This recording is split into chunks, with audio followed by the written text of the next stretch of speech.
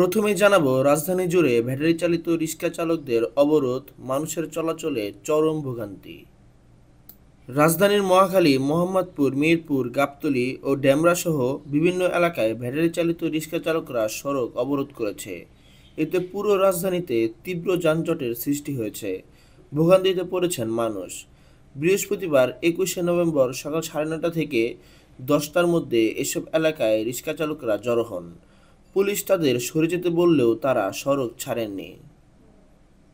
এর আগে বুধবারও ২০ নভেম্বর রাজধানীর বিভিন্ন সড়কে অবস্থান নিয়ে বিক্ষোভ করেন রিক্সা চালকরা। রাজধানীর মহাখালীতে সড়ক আটকে বিক্ষোভ করেছেন ব্যাটারি চালিত রিক্সা চালকরা। এর আগে গত মঙ্গলবার বিচারপতি ফাতেমা নজিব ও বিচারপতি মাহমুদুর রাজির হাইকোর্ট বেঞ্চ ঢাকা মহানগর এলাকায় ৩ দিনের মধ্যে ব্যাটারি চালিত রিক্সা চলাচল বন্ধের আদেশ দিয়েছিলেন। এতে স্বরাষ্ট্র সচিব, স্থানীয় সরকার সচিব, আইজিপি, ঢাকা মহানগর পুলিশ কমিশনার, ঢাকার ২ সিটি কর্পোরেশন কর্তৃপক্ষসহ সংশ্লিষ্টদের আদালতের এ আদেশ বাস্তবায়ন করতে বলা হয়েছে। প্যাডেল চালিত রিক্সা সংগঠন মালিক ঐক্য জোটের সভাপতি জহুরুল ইসলাম মাসুম ও সাধারণ সম্পাদক মোহাম্মদ মুমিন আলী এ বিষয়ে রিট পিটিশনটি দায়ের করেছিলেন। রাজধানীতে বর্তমানে প্রায় ১২ লাখ রিক্সা চলাচল করছে, যার একটি বড় অংশ ব্যাটারি চালিত। এরপরে জানাবো জাবিতে শিক্ষার্থী নিহতের আন্দোলনে হস্তক্ষেপ, তোপের মুখে বামপন্থীরা। এরকম আরও গুরুত্বপূর্ণ নিউজ পেতে আমাদের ভিডিওতে একটি লাইক দিয়ে চ্যানেলটি সাবস্ক্রাইব করে বেল আইকনে ক্লিক করে ভিডিওটি দেখার শেষে আপনার মূল্যবান মতামত কমেন্ট বক্সে জানিয়ে দিন। ধন্যবাদ। জাহাঙ্গীরনগর বিশ্ববিদ্যালয়ের ছাত্রী নিহতের ঘটনায় বিচারের দাবিতে হওয়া আন্দোলনে হস্তক্ষেপের চেষ্টায় শিক্ষার্থীদের তোপের মুখে পড়েছে বামপন্থী ২ সংগঠক। বুধবার ২০ নভেম্বর রাতে বিশ্ববিদ্যালয়ের কেন্দ্রীয় শহীদ মিনারে নিহত শিক্ষার্থীর সহপাঠীদের আন্দোলনকে রাজনৈতিকভাবে হস্তক্ষেপ করতে গেলে আন্দোলনরত শিক্ষার্থীদের তোপের মুখে পড়েন বামপন্থী ২ সংগঠক।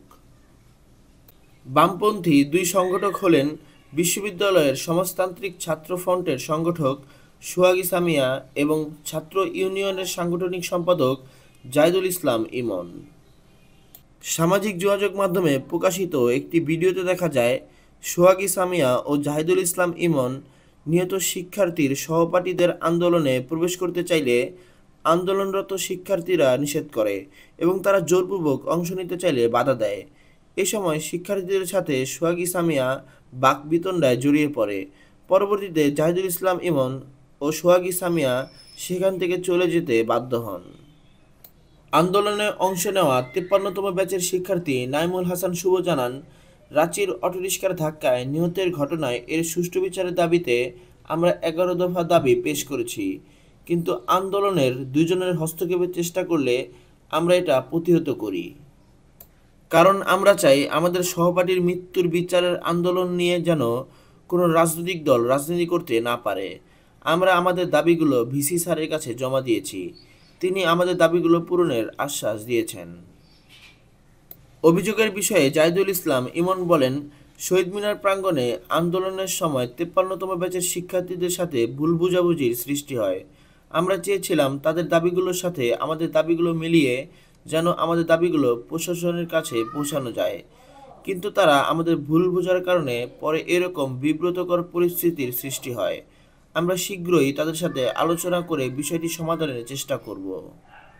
অভিযুক্ত সোহাগ সামিয়াকে একাধিকবার চেষ্টা করেও মুঠোফোনে পাওয়া যায়নি। উল্লেখ্য, বিশ্ববিদ্যালয়ের অভ্যন্তরে রিক্সার ধাক্কায় নারী শিক্ষার্থী আফসানা কারিম রাঁচির নিহতের ঘটনাকে কেন্দ্র করে দোষীকে দ্রুত বিচারের আওতায় আনা, সড়কের সার্বিক উন্নয়ন ও যান চলাচল নিয়ন্ত্রণ সহ ১১ দফা দাবিতে আন্দোলন করছে নিহতের সহপাঠীরা।